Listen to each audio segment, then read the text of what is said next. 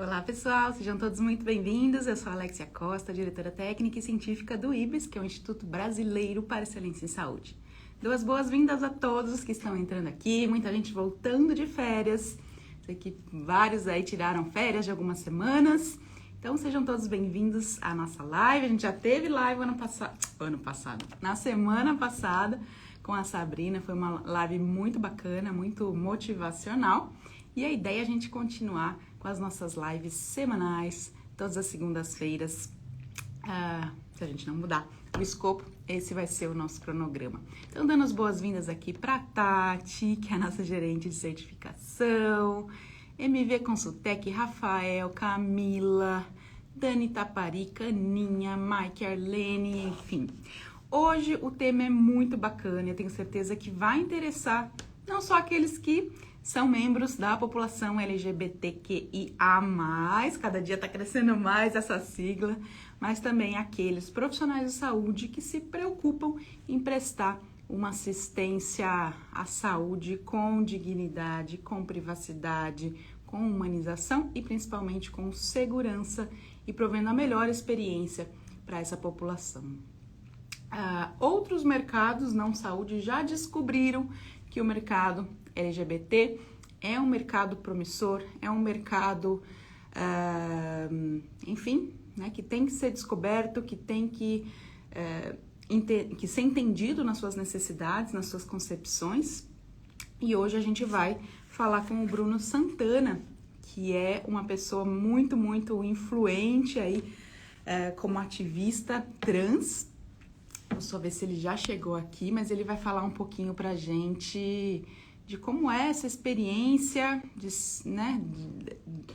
da população LGBT nos serviços de saúde, né? Lembrando que a gente vai ter um curso agora no dia 21, essa semana, sobre esse assunto, é um curso inédito, e eu convido a todos vocês que são profissionais de saúde, ou mesmo não profissionais, que façam esse curso, obtenham esse conhecimento. Vão ser 8 horas inteiras para a gente falar de segurança do paciente, experiência do paciente, humanização, privacidade, nome social, identificação do paciente, enfim, são vários itens para a gente abordar, e tenho certeza que vários de vocês vão chegar à conclusão de que vocês já deviam ter pensado nisso faz tempo e que a organização de vocês está um pouquinho desatualizada nas melhores práticas internacionais para atender a população LGBTQIA+.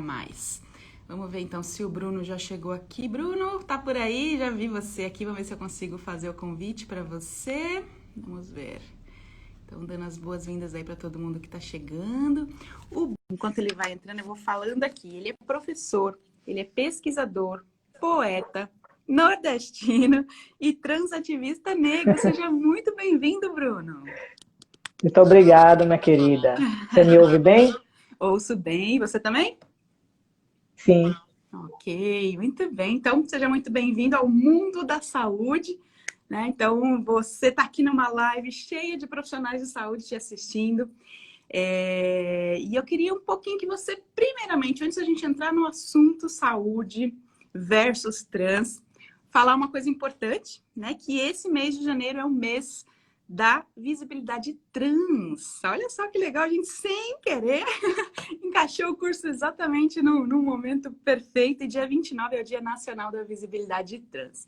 Então conta um pouquinho pra gente, Bruno, quem é o Bruno Santana, um pouquinho da sua história, como que você chegou até esse momento de agora. A palavra é toda sua. Então, o Bruno Santana, né, é professor de educação física, transativista aqui em Salvador pelos coletivos de Trans Pra Frente e Trans Batucada. São 2 coletivos de resistência trans e travesti. São coletivos que levam, né, os debates sobre transgeneridade, gênero, sexualidade, através da arte, através do artivismo, e a gente acaba ocupando diversos espaços na cidade. Né? Nesse momento de Covid não está sendo possível, mas são coletivos que acabam sendo também itinerantes.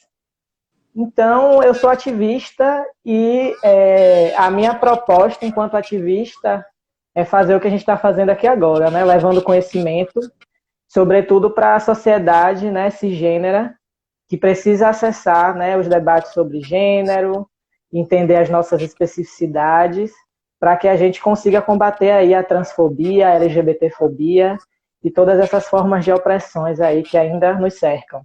Muito bem. Você se importa em contar um pouquinho da sua história pessoal para a gente Minha entender? história pessoal. Vamos lá. Você fala no sentido de transição? Isso. Todo o seu Ah, impacto com o mundo da saúde, porque você teve que ter esse impacto, né? Então, pronto, conta um claro. pouquinho para a gente como foi sua trajetória desde a infância até você chegar aqui. Bom, a infância foi uma infância que não pôde ser vivenciada no sentido de externalizar a minha experiência de gênero, a minha transgeneridade, justamente porque a minha família não compreendia, né, o que é uma realidade comum entre muitas famílias. Eu acabei por externalizar para o mundo, né, a minha identidade de gênero só a partir, né, da adolescência, da fase adulta, quando eu adentro também a universidade. Então, a universidade, para mim, foi esse espaço em que eu pude me empoderar e pude externalizar, né, a minha identidade de gênero. Partindo disso, eu eu migro para o ativismo, né, porque eu preciso me fortalecer nessas redes, que são essas redes de afeto, de acolhimento, que toda pessoa trans precisa acessar para conseguir sobreviver, justamente porque o mundo é transfóbico e a gente acaba tendo essas barreiras aí, né, que começa na família, né, aí vai para a saúde, a educação e todos os espaços sociais. Então, assim, falar de saúde, quando a gente pensa na população trans, é fundamental, porque quando a gente, né, se compreende nesse processo, a gente vai buscar automaticamente os atendimentos de saúde para poder se sentir mais confortável dentro dos nossos processos, para quem deseja fazer algum tipo de processo de intervenção no corpo, né? Então, assim, é bom também trazer para vocês que nem toda pessoa trans deseja fazer cirurgia, fazer, né, reposição hormonal, por exemplo, mas de qualquer forma, a pessoa trans procura os atendimentos de saúde porque precisa acessar esses cuidados, né? Esses cuidados que perpassam não só o corpo, mas também a questão da saúde mental, por exemplo, né? Então, é uma narrativa comum entre as pessoas trans que se entendem, né, nesses processos ou na infância, ou na adolescência, ou na fase adulta, porque não tem uma idade certa, não é uma receitinha de bolo que a pessoa trans vai ali se entende enquanto trans, mas isso vai ser subjetivo e vai perpassar a experiência individual de cada pessoa. Entendi. Então, para mim não foi fácil, aí voltando ao que você perguntou da minha experiência com a família, obviamente, quando eu externalizo para minha família não entende e eu preciso sair de casa. Então, isso é muito comum entre nós, né? A gente precisa migrar para outras cidades, encontrar outras redes, outros apoios, e a gente vai formando essas novas configurações de família, né? Que acaba sendo a militância. E É muito raro você encontrar uma você, família. quando você falou que na universidade foi o grande momento, né, de você se Sim. entender como transgênero. Nesse momento, não sei se você ainda era menor de idade ou maior de idade, mas nesse momento você chegou a procurar alguma assistência de posto de saúde ou algum médico de família? Sim. Como que foi isso? Então, né, uma coisa que eu queria falar, assim, a gente procura o atendimento de saúde porque a gente quer ser humanizado. Não só por isso, mas no meu caso específico e no caso específico de muitas pessoas trans, a gente procura alcançar essa leitura social, que é o que eu tenho aqui hoje. Você me olha, você identifica o meu corpo dentro de um gênero, né, que é o masculino. Então eu sou reconhecido enquanto homem porque você me vê assim. Mas até alcançar essa leitura social, o que muitas pessoas vão chamar de passabilidade, né, que você passa no meio da multidão e a sua identidade de gênero não é questionada, você sofre diversas violências. Então, na universidade, isso não foi diferente. Então, imagina para mim ou para qualquer outra pessoa trans dentro da universidade utilizar o banheiro masculino, por exemplo, né? Eu não conseguia utilizar o banheiro masculino no início da minha transição, né, porque eu não tinha exatamente essa passabilidade. Então, eu precisava meio que procurar o serviço de saúde para começar a reposição hormonal, para conseguir me sentir confortável para poder acessar esses espaços, né? Então, assim, eu lembro que eu procurei o serviço de saúde da universidade no início e não tinha endocrinologista naquele momento, não tinha ninguém que pudesse me acompanhar. E aí eu fui buscar outros espaços de saúde da cidade. E eu sofri diversas violências nesses espaços, né? A primeira violência é aquele olhar, né?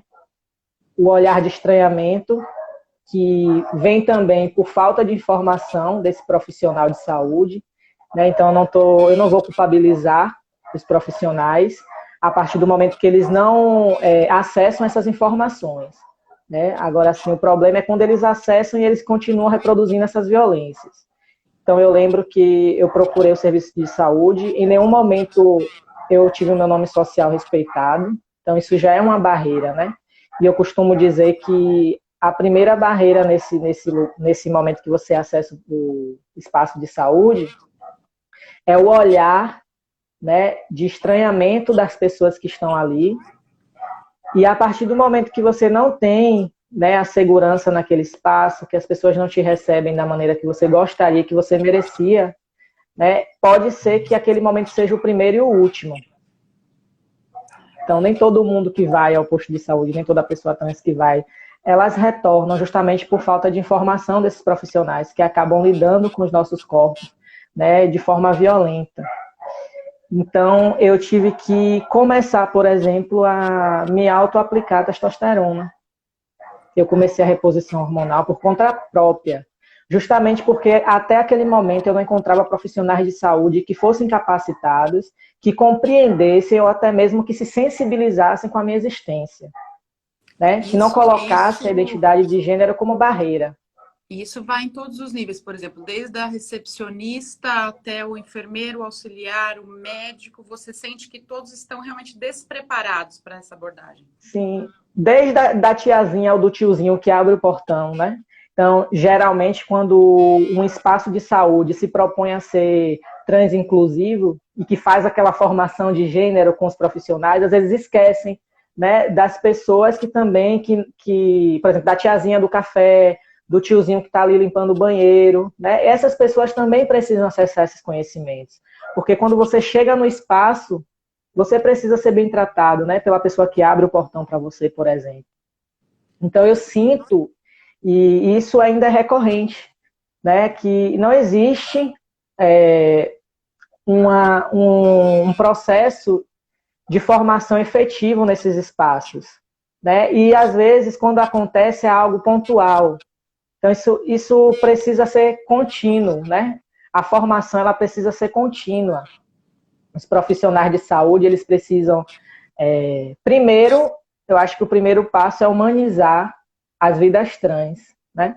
Os corpos trans. A partir do momento que você humaniza aquele corpo, você consegue olhar aquele corpo com sensibilidade, você consegue ouvir o que aquele corpo tem a te dizer. Então, é muito importante que os profissionais de saúde, eles validem os conhecimentos que nós, pessoas trans, produzimos sobre os nossos corpos. Porque muitas vezes o que fica é o saber biomédico apenas como possibilidade de cuidado, né? Então, antes de acessar aquele sistema de saúde, eu já sabia como é que o meu corpo reagia à testosterona, porque eu já me auto-aplicava. Então, eu já conseguia conversar entre os meus, né, as redes de afeto e de acolhimento, entre outros homens trans e pessoas trans masculinas, mais velhas, mais experientes, que já acostumavam, que já vivenciaram essas violências e que acabaram construindo, né, essas outras estratégias de cuidado, de autocuidado, né, estratégias para sobreviver a essas violações de direitos, né? Porque todas as pessoas precisam acessar a saúde, né, de maneira integral e de maneira respeitosa.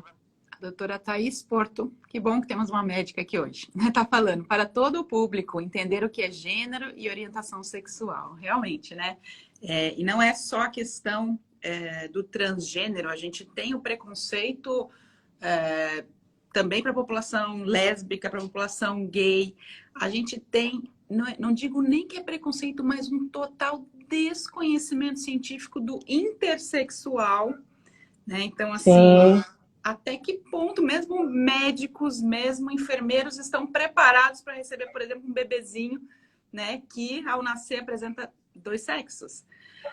Então, assim, a gente realmente está, eu acho que na estaca menos um, não digo nem que é zero, a estaca menos um de conhecimento científico, humanístico, de prover uma experiência que os outros países já provêm, né? Eu moro na Austrália, não sei se você sabe, eu estou falando aqui de longe, não sabia. mas aqui essa questão da valorização da população LGBT na saúde é muito avançada. E foi esse um dos motivos, né, da gente ter incitado esse assunto aí no Brasil. Porque no Brasil a gente não vê esse movimento, no Brasil a gente não vê protocolos assistenciais, protocolos que sistematizem essa assistência num hospital, num posto de saúde, num laboratório, né? Imagina o transexual indo fazer um exame de ultrassom, né?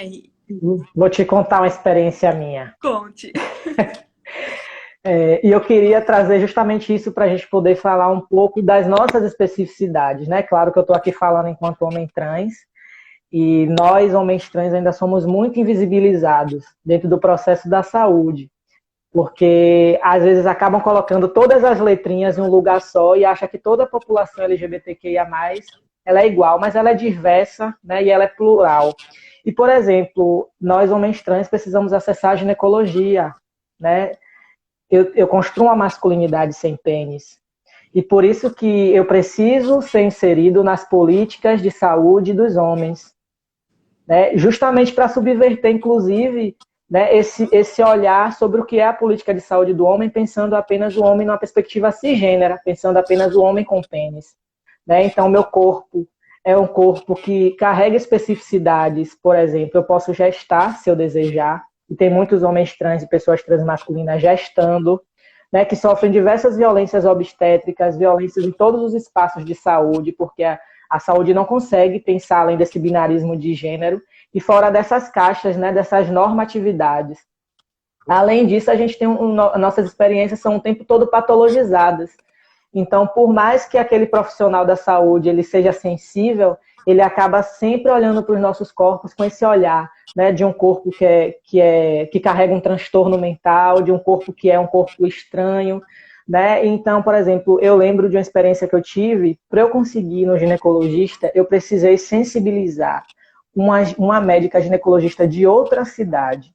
Eu tive que me deslocar da minha cidade para ir a outra cidade para acessar um atendimento ginecológico apenas porque aquela ginecologista se sensibilizou com a minha vida, com a minha existência. Né? E ao adentrar aquele espaço, que é um espaço majoritariamente, né, pensado de forma estrutural para os corpos de mulheres cisgêneras, né, imagina chegando o Bruno lá e a ginecologista chamando Bruno Santana. Eu já era retificado na época, né? E eu entrei naquele espaço, foi super bem atendido assim por essa ginecologista, né, que se sensibilizou, mas assim houve um estranhamento porque todo mundo me olhava, ninguém entendia porque eu estava ali. E para você entender o que aconteceu, depois que eu fiz a coleta e fui embora, o laboratório não quis analisar. Me ligou, eu recebi, acho que eu fui a pessoa no mundo que recebeu uma ligação do laboratório dizendo Inacreditável. que dizendo como assim, Bruno, um homem? Como assim? Não entendi. A gente não vai analisar sua coleta, tem alguma coisa errada. E aí eu tive que dar uma aula para explicar. Então, para a gente é tudo muito difícil. E aí, quando a gente fala em judicialização, aí eu falei, então vou ter que judicializar, porque eu não vou, né, vocês não vão analisar minha coleta. Aí, rapidinho se resolveu e me mandaram, acredite, o resultado do meu exame por e-mail. Acho que eu fui a primeira pessoa via SUS que conseguiu isso. É bem difícil. E como é que fica, por exemplo, a questão, você falou aí, né, de você indo num ginecologista. Agora, a gente tem o oposto também, por exemplo, uma transexual que se apresenta, né, com um corpo feminino, tendo que ir a um urologista, por exemplo, para fazer um exame de próstata. Isso também é um problema? Isso acontece? A saúde para a população trans é uma grande problemática. Né? As mulheres trans e travestis e pessoas não binárias também. Né? Eu acho que a gente precisa pensar e começar a degenitalizar os corpos. nessa perspectiva, porque se você olha para o meu corpo e me resume apenas ao que eu tenho entre as pernas, você não vai conseguir cuidar do meu corpo. Se isso é uma coisa limitante para você, você não vai conseguir, né, cuidar do meu corpo. Então, são microviolências que a gente vai passando o tempo inteiro e a gente é vítima de transfobia dentro e fora dos estabelecimentos de saúde, né? Começando pelo banheiro, né? Por exemplo, muitas mulheres trans e travestis, quando vão acessar o banheiro nesses espaços também, são impedidas de acessar, né? Porque não retificaram, porque a aparência não condiz com o nome social. Enfim, são problemas assim que são estruturais, que dizem muito, né, sobre o modelo de sociedade falido, né, que a gente está inserido, né, fala muito sobre o processo de patologização das nossas identidades. Claro que a gente avança, temos aí diversos profissionais de saúde que já estão acessando esses conhecimentos, né, que são sensíveis, que se colocam enquanto pessoas cisaliadas para nos ajudar nesse processo. Mas se a gente for pensar a territorialidade, se eu for pensar na pessoa trans que está lá no interior, sabe? É muito mais difícil ela acessar esses conhecimentos, é muito mais difícil. E muitas vezes essas pessoas acabam se tornando seus próprios médicos, suas próprias enfermeiras. Eu posso dizer para você que eu sei aplicar injeção, que eu aplico nos meus amigos, nos meus colegas que são violentados e que não conseguem acessar esses espaços, eu aplico. Não, Né? e isso até movimenta um mercado que é o mercado obscuro dos hormônios, né? Que corre Clandestino, por trás, né? da prescrição legal. Então, assim, são muitas interfaces que precisam ser realmente repensadas, né? O quanto essas drogas que são adquiridas fora do contexto da saúde legal são seguras, sim. né? Então é muito complicado, muito complicado. Pois é, existe um grande mercado clandestino, né, de testosterona, enfim, de hormônios, e que, por exemplo, a gente acaba comprando esses hormônios 3, 4 vezes mais caro. E aí você pensa numa população que não tem acesso à educação, que não tem acesso ao mercado de trabalho, né, que apenas 5% tem carteira assinada, que mais de 90% está na prostituição. Então, é a necessidade de existir, né, que nos faz acabar indo por esse caminho. Hoje eu tenho acompanhamento, né? Eu não sou mais essa pessoa que me auto-aplica, né? Mas assim, mesmo num processo que eu fazia isso, eu procurava ser mais consciente possível, né? Então eu não aplicava de qualquer jeito, eu estudava antes de fazer qualquer tipo de procedimento no meu corpo, ouvia de pessoas mais experientes, pessoas trans que já tinham, né, a prática de fazer aquilo. Mas eu já me encontrei em situações de ter amigos que entravam em prantos e choravam e diziam: eu não consigo atendimento pelo SUS, eu não consigo um atendimento humanizado, ou você vai me aplicar ou eu não vou conseguir, sabe? E aí eu fazia todo esse processo. Isso que a gente está falando só do tratamento hormonal. Agora, e quanto à cirurgia? Conta pra gente. Você conhece, você deve conhecer pessoas que passaram por esse processo pelo SUS, porque o SUS, teoricamente, tem que prover esse tipo de cirurgia. Conta pra gente como é que é essa foto do procedimento cirúrgico hoje no Brasil. Então, hoje a gente tem aí filas enormes para pessoas trans que querem realizar a cirurgia. Por exemplo, aqui em Salvador a gente tem um ambulatório, né, que é do Hospital das Clínicas, mas ele só funciona a nível laboratorial, a gente não tem acesso a hormônio, a gente não tem acesso à cirurgia aqui. Eu, por exemplo, fiz a minha particular. Eu consegui mobilizar uma vaquinha e consegui fazer isso, né, há 3 anos atrás. Mas isso é uma exceção bem rara, assim, né?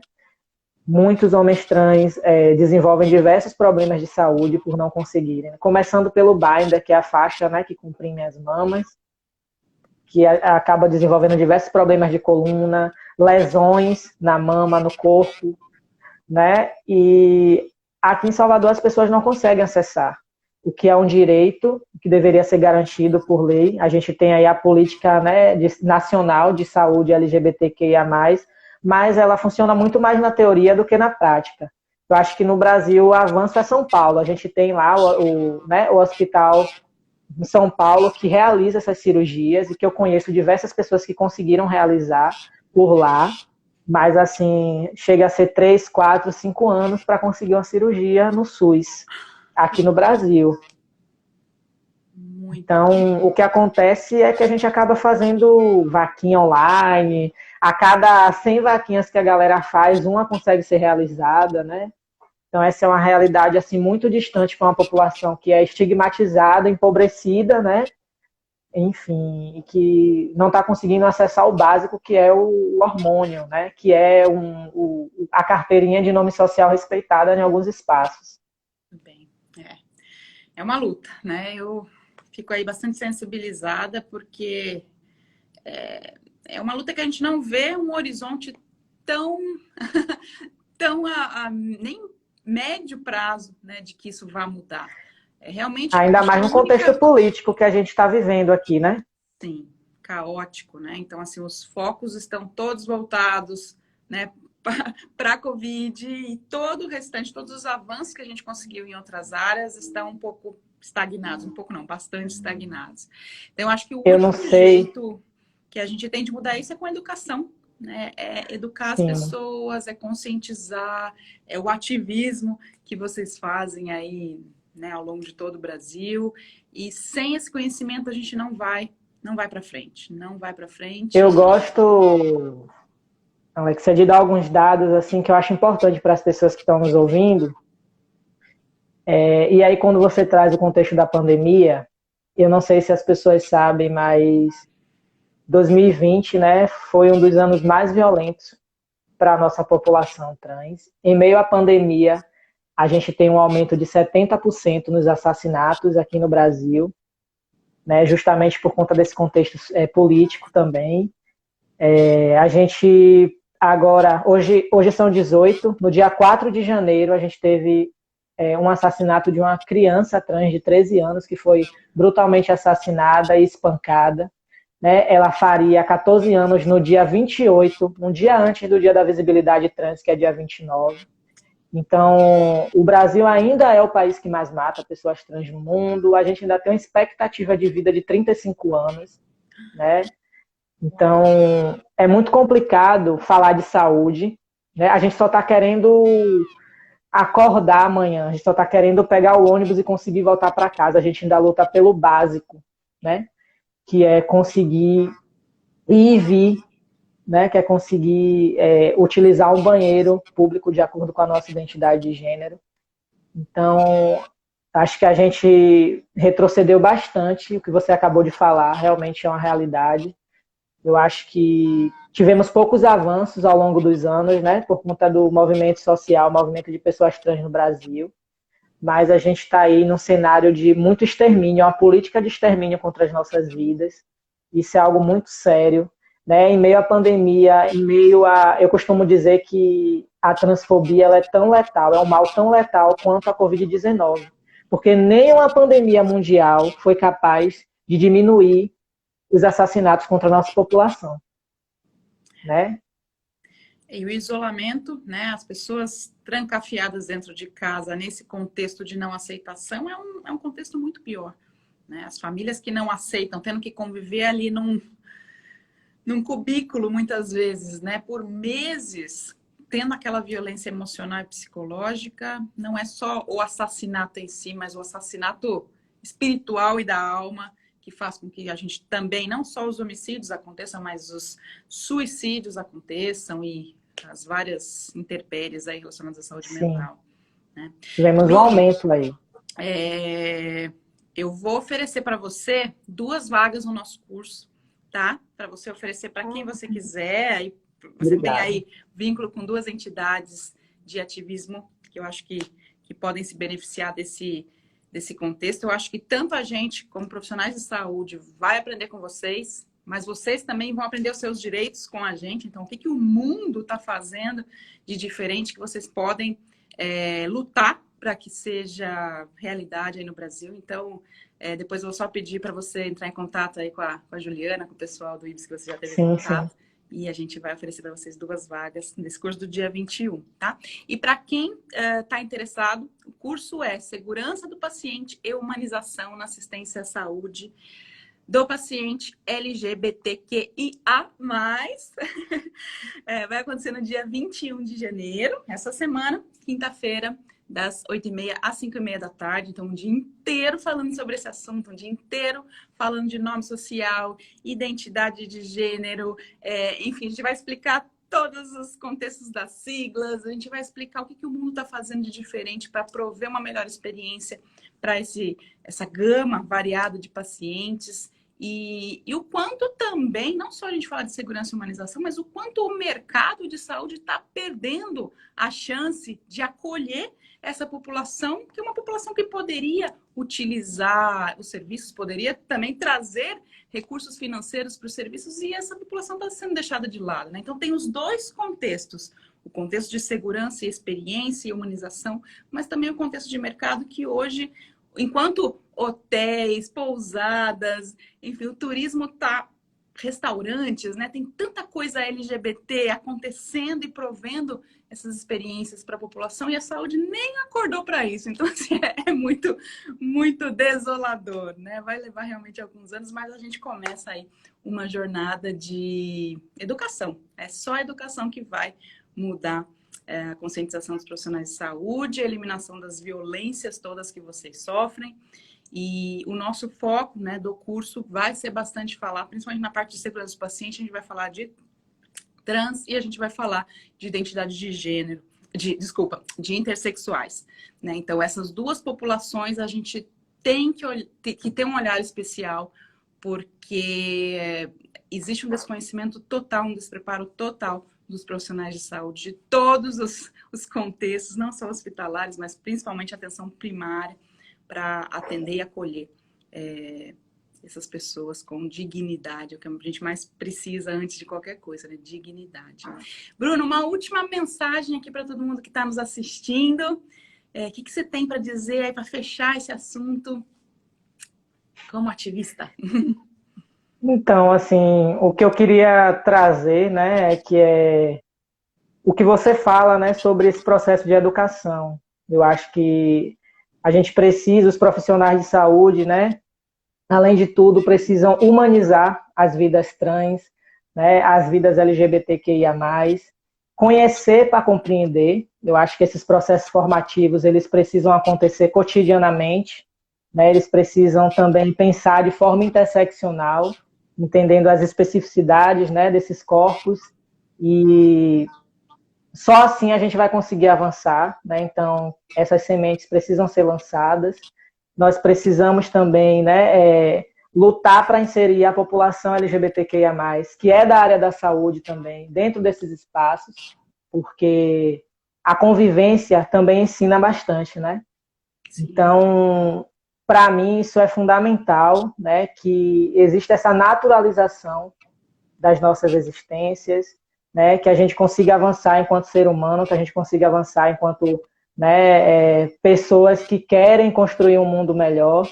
E eu acho que a diferença ela precisa ser vista enquanto potência e nunca como ameaça, né, entendendo que essa população está morrendo, que essa população precisa né, esse autocuidado, esse olhar mais profundo, né, mais cuidadoso sobre esses corpos. E eu acho que a saúde só tem a ganhar, né? A sociedade só tem a ganhar a partir do momento que ela se torna mais inclusiva. Então, acho que a educação ela é a única possibilidade para a gente, né? Isso não só na área da saúde, mas em todas as esferas sociais. E que a gente volte aqui em outro momento para celebrar, né? Estamos aí no mês da visibilidade trans, celebrar a vida, celebrar conquistas, e que a gente construa um Brasil melhor, porque tá difícil, viu? Tá difícil, a gente precisa seguir resistindo. Com certeza, com certeza. Bruno, muito obrigada. Fiquei muito feliz aqui com a sua presença.